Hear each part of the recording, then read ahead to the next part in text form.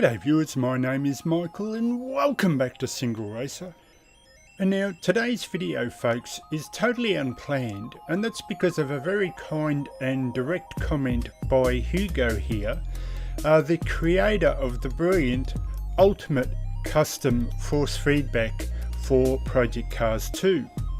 And that's because after doing my own video featuring this brilliant little file for Project Cars 2 but using my Logitech Driving Force GT wheel, he informed me that there was a slight transitional update to it from version 2.0 to 2.1.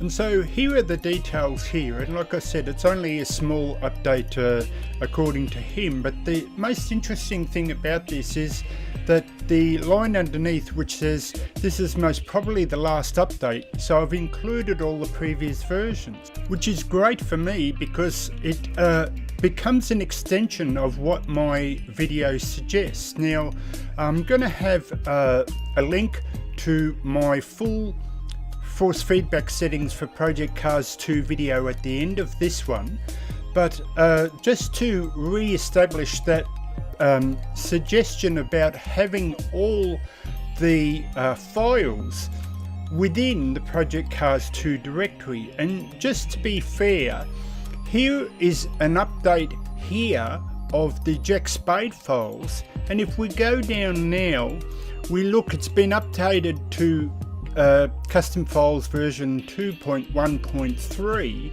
but if you have a look down further, there's all these extra files here that have been added. So I'm not a direct drive user, so I found that the Hugo's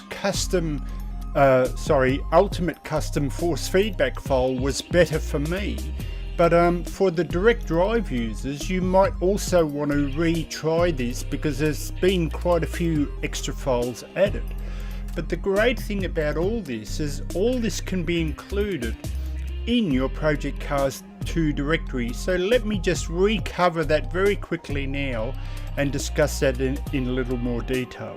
And now I want to stress that I'm in no way taking credit for this, but I'm glad Hugo made the decision to include all the files, and that's because it enables you to not only put all the Jack Spade files, but now all the ULTIMUTE Custom Force Feedback files into your Project Cars 2 directory and swap between them to test them out. Now, just to make sure people are clear in what I'm talking about, I'm not talking about the Project Cars 2 directory where you install the game. That's the Steam directory, and that's a separate thing. That's the bulk of the game. But I'm talking about here in your normal Windows, under Users, my name Michael, but your name whatever that would be, and then in Documents, under the Documents directory, you will find Project Cars 2, and you'll find, or here is where I have all the, not only the Jack Spade settings, but the ULTIMUTE settings as well, and you can just swap in between them. Now, if I just highlight this and add it all up, all the files, now the Jack Spade files have 4 more extra files included in its update, but it's a whopping 56.2k, so I'm being sarcastic of course, less than 1 meg. So you could have all these files sitting in your directory and just change between them. And the way I recommend you do this is, or at least this is the way I would suggest to do this, especially if you like time trialing or hot lapping. And what I would do is simply get the car you like to drive the most in Project Cars 2, the one you probably race the most or hot lap the most, being the most comfortable with, and pick your favourite track, preferably a track that is more up and down, like has lots of hills and that gives the force feedback a bit of a working out. And do say like a hot lap or a time trial with one of the settings, and see if you can beat it by changing to another setting, and just see if that is more like, and I'm not talking about maybe where you beat it just by having a good run where every corner is perfect. Sometimes you get those perfect laps, but I'm talking more where lap after lap you feel intuitively that the car is quicker. It just speaks to you that it's quicker. And this way you could flick through the different files, and the simple way to do that is, like I suggested before, is the file you want to change here is called FFB Custom settings. That's the file you want to change. But what you want to do, if you haven't done this before, is simply rename this as I have here. So this is my original Project Cars 2 as it was out of the box. I just name it to original so I know I always have the original file.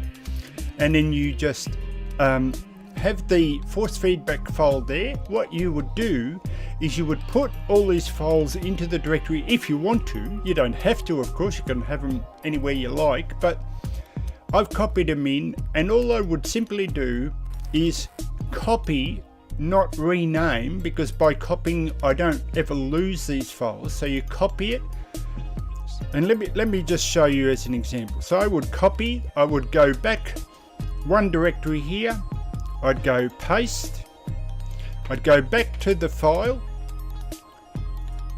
this one here, FFB custom settings. I go copy the name, I'm just copying the name, so right clicking, copying the name, go over to here, go paste, so I've renamed that, and then I go cut, because I want to move it, and paste it over the name, and there I go. And what I've done then is I've copied from version 2.0 to 2.1 automatically as the file FFB custom settings, and if I just go out of that it'll be in the right place. There we go. So so you could do that with each one and try each one out and see if maybe an earlier version suits you better. You know, maybe it might be a bit weaker, given that I have a generic sort of earlier weak force feedback wheel, and that might be better. Although, you know, I do like the road sense, so I like a bit of the force, so I have found that version 2 is better. Now, Hugo on the race department, on the link to that race department file, suggests his own settings, and that's what I would start with. And then if you want to, just see my video at the end of this one and see if that's any better. I did find it better than his settings, but that's just because I have a very basic weak wheel. So the settings in certain areas tended to be better for my weak wheel. So of course, try it out for yourself and just see how you go. And so let's conclude this video by doing a time trial in Project Cars 2 of the second car that I did in a dual episode not too long ago, where I featured two Ferrari cars. So this is the second one, the brilliant Ferrari 250 Testa Rossa. Absolutely magnificent looking car. So let's see how it drives using the ULTIMUTE Custom Force Feedback version 2.1. So this is Michael signing out for Single Racer. I'll catch you next time. See you later.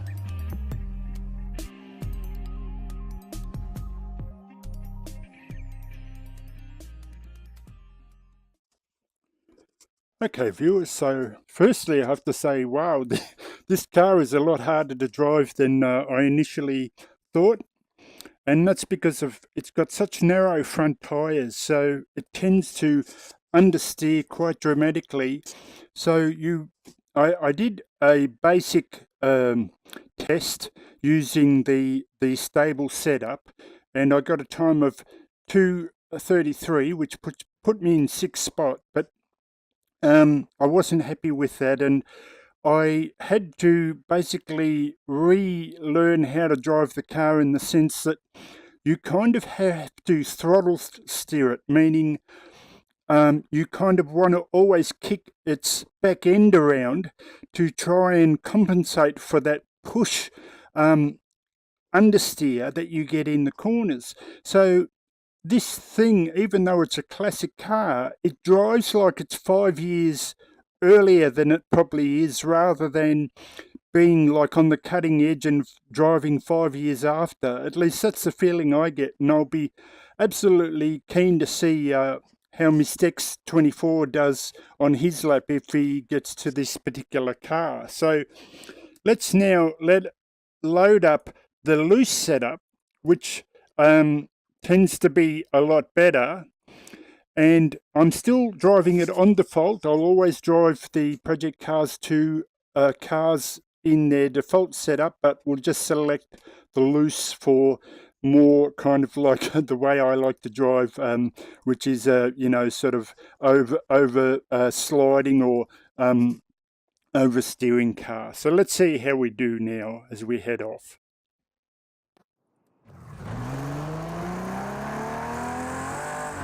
Okay folks, so let's go for a flying lap of Bathurst in this fantastic Ferrari 250 Testa Rossa. And let me turn the lights on to intimidate the opposition. I'm sure they're going to be scared witless. We go through, try and be smooth through here and get the power down early.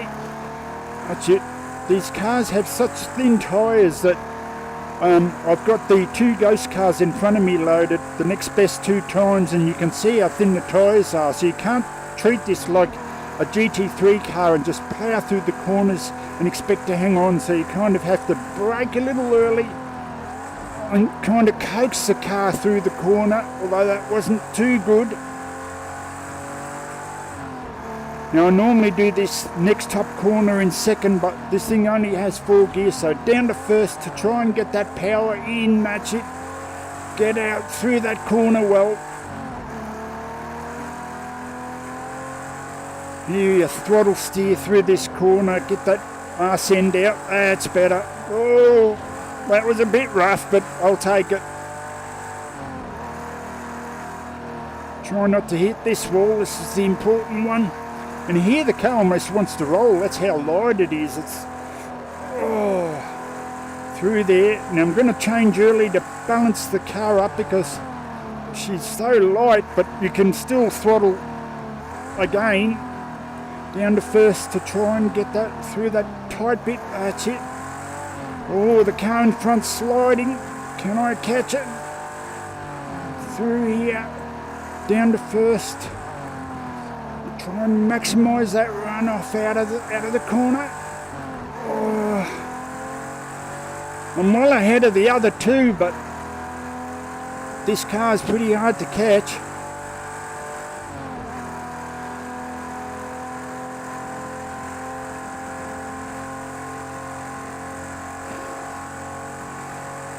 So again, I'm going to be smooth and brake early here because the brakes are just not so good on these things, and you really kind of have to balance the car up, otherwise she almost runs over like that.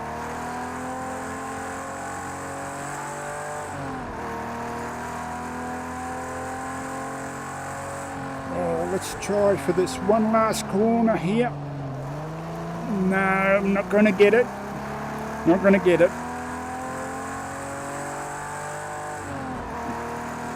But let me try for just one more and I'll see if I can beat that car in front.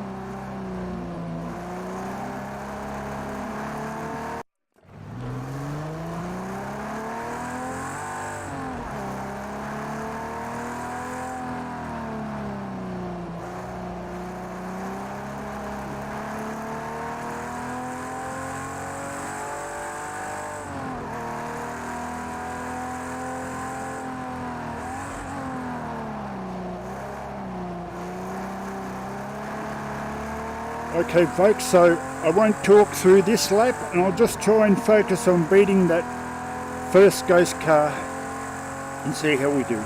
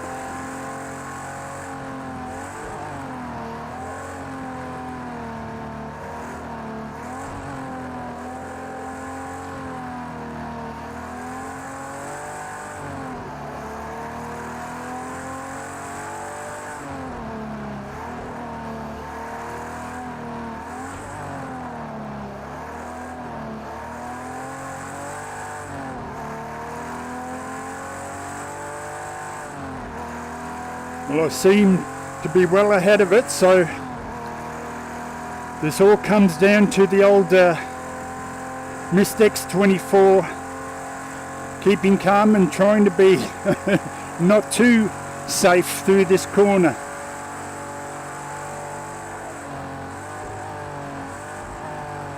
It's still trying to be some aggressive.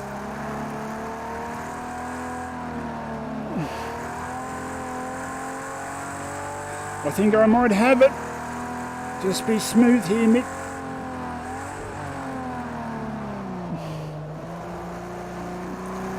I think I've got it. I think I've got it. Have I?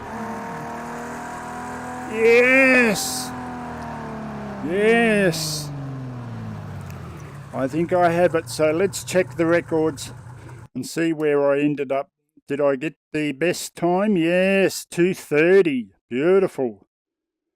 2:30 from 2:33. So let's exit out and see what the result is here. I think I ended up either 5th or 4th, somewhere around there.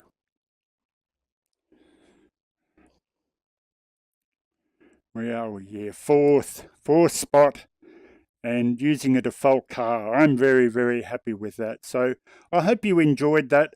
It was clear that the ULTIMUTE Custom Force Feedback File from Hugo over at Race Department definitely helped me in this case, and I'll have a link to that file in the description. So this is Michael signing out for Single Racer. I'll catch you next time. See you later, and I hope you enjoyed that hot lap. See ya.